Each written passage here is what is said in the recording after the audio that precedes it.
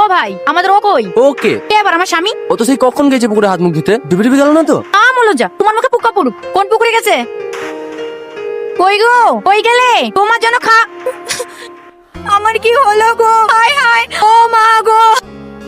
কি হলো কি হলো, এইভাবে কাচ্ছি কেন? তুমি মরনি? আমি কেন মরতে যাবো? তাহলে ওইভাবে মরার মতো ভেসে বেরোচ্ছিল যে? বাইরে বিশাল গরম তো, তাই একটু মরা সাঁতার কাটছিল। তা তুই এখানে কি করতে এসছিস? প্রতিদিন যা করি, খাবার দিতে, উঠে এসে খেয়ে লাও। উপরে উঠা যাবে না, এই যা রোদ। থালাতে খাবারটা ঢাল, টুক করে ভাসি দে। এইখানে দাঁড়িয়ে দাঁড়িয়ে দমকা মেরে দেবো। পানিতে? হ্যাঁ, যা বাড়ি গিয়ে বাবুর হাত দিয়ে একটা ছাতা পাঠিয়ে দিগা। আবার ছাতা কি হবে? আরে মাথায় রোদ লাগছে না, যা যা যা।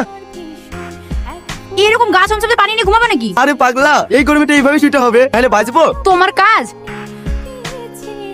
ও আল্লাহ গো, ও মা গো, বাঁচা বাঁচা, তাড়াতাড়ি বাঁচা। ও গো, কি হলো? তুই ভাইন্ডার, না আমি মরে যাবো। কি হয়েছিল? কারেন্ট চলে গেছে, দেখতে পাচ্ছিনি? এই তো আবার কারেন্ট চলে আসলো।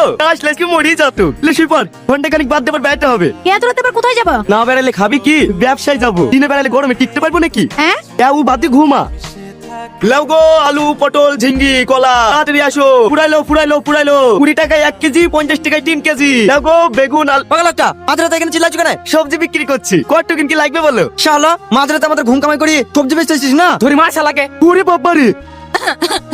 ওগো তুমি তাড়াতাড়ি উঠে